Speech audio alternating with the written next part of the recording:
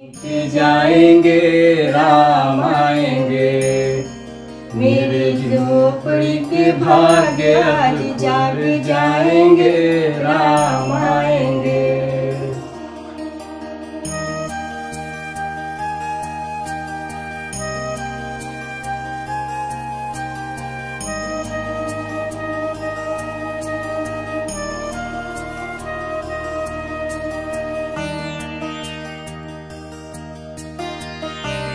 এই যেন স্বপ্ন হলো সত্যি।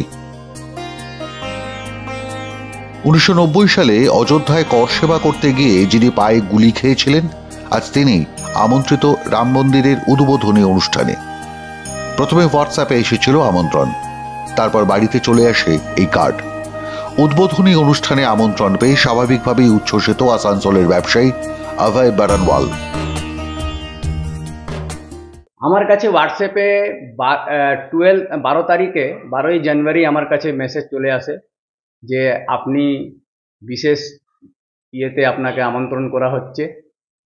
তো ওইখান থেকে তারপরে আমাকে চিঠি নিয়ে আমার কাছে একজন দিয়ে যান। উনার রাঁচি চিঠি পাঠানো হয়েছিল, আমাদের পূর্বাঞ্চলের ওইখানে ইয়ে আছে, হেড অফিস আছে সেখানে। তো ওইখান থেকে আমাকে চিঠি পাঠানো হয়। তারপরে কেমন লাগছে জানো, এত বছর পর মন্দির হচ্ছে? সেটা শব্দ দিয়ে বয়া করা যায় না, সত্যিকারের ঘটনা। 550 বছরের পর সত্যি মনে হচ্ছে যে ভগবান নিজেই চলে, যে 14 বছরের বনবাসের পর, তখন ত্রেতা যুগ ছিল, এখন কলিযুগ। কলিযুগে ভগবান রামের 550 বছর বনবাস হয়েছিল, আজ 550 বছর পরে উনি আসছেন অযোধ্যা। সেটা আর শব্দ দিয়ে বলা যায় না। আজকের এই মধ্যবয়স্কই সেদিন ছিলেন যুবক। অযোধ্যায় রাম মন্দির নির্মাণ আন্দোলনে যোগ দিতে সারা দেশ থেকেই সেদিন জড়ো হচ্ছিলেন হাজার হাজার কর সেবক। এই অভয়ও গিয়েছিলেন আসানসোল থেকে, বেনারস থেকে পায়ে হেঁটে পৌঁছেছিলেন অযোধ্যা। কর সেবকদের হঠাৎ সেবার মুলায়ম সিং এর পুলিশ যখন গুলি চালাচ্ছিল, তখন তার পায়েও লেগেছিল একটি গুলি। অভয়বাবু শোনালেন সেদিনের কথা। আজ 550 বছর ধরে লক্ষ লক্ষ লোক যেখানে বলিদান দিয়েছে, সেখানে আমিও 1990 সালে কার সেবাতে গিয়েছিলাম। আসানসোল থেকে আমরা 21শে অক্টোবর বেরিয়েছিলাম, 21 অক্টোবর। আর অযোধ্যা, আমি অযোধ্যা না বেনারস পর্যন্ত গিয়েছিলাম। সেখানে একটা মনে হচ্ছিল আমরা কোন একটা আলাদা দেশে চলে এসেছি। ভয়ঙ্কর, চারদিকেই শুধু পুলিশ স্টেশনে বেনারসে। আর যত লোক যাচ্ছিল সবাইকে অ্যারেস্ট করা হচ্ছিল সেখানেই। আমি ওইখান থেকে নেমে বেরিয়ে ওইখান থেকে 350 কিলোমিটার হেঁটে আমি অযোধ্যা পৌঁছেছিলাম 28শে অক্টোবর। কত সাল? হ্যাঁ, 1990-তে। ওইখানে আমরা কার সভা করেছিলাম, যেখানে সেই সময়ে মুলায়ম সিং মুখ্যমন্ত্রী ছিলেন। উনি বলেছিলেন যে ওহা পে পরিন্দা ভি পর नहीं মার সকেগা, কোনো পাখিও ঢুকতে দেব না। সেখানে আমার সনাতন ভাইরা আমাদের সব মিলে আমরা ওখানে কর সভা করেছিলাম। ওনার চ্যালেঞ্জকে অ্যাকসেপ্ট করে আমরা সেখানে ঢুকেছিলাম। সেদিন 30শে অক্টোবর আমাদের ওখানে কর সভা করার পর খুব দুর্দান্ত ভাবে, যেমন একদম নৃশংস হত্যা করা হয় সেভাবে আমাদের কার সেবকদের গুলি মারা চালানো হয়েছিল। আমার সামনেই না করেও 8-10 জনকে গুলি লেগেছিল। তার হঠাৎ করে আমার জাঙ্ঘে এসে গুলি লাগলো, আমি বুঝতে পারিনি যে আমার কি হয়েছে।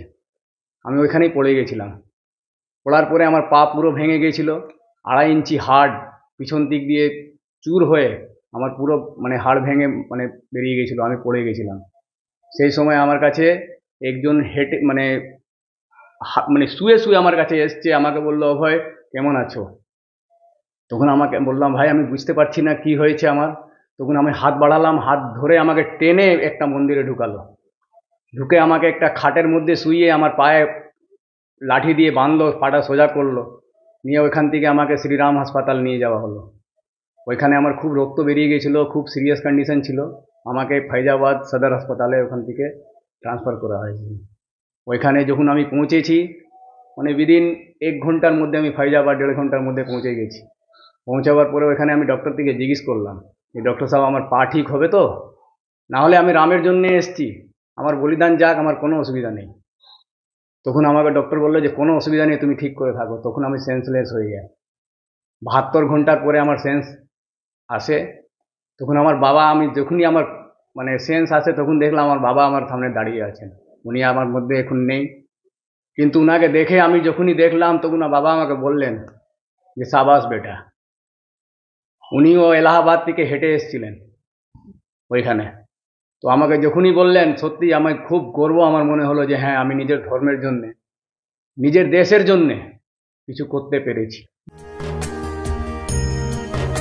22শে জানুয়ারি উদ্বোধন হবে রাম মন্দিরের। উদ্বোধন করবেন দেশের প্রধানমন্ত্রী নরেন্দ্র মোদী। ভিড় সামাল দিতে নির্দিষ্ট কিছু মানুষকেই আমন্ত্রণ পাঠানো হচ্ছে। সেই তালিকায় রয়েছেন বাংলার অভয় বারানওয়ালো। তাই খুশির ছোঁয়া আসানসোলে। सिया राम जय जय राम, राम सिया राम जय जय राम। মাধ্যম ব্যুরো রিপোর্ট।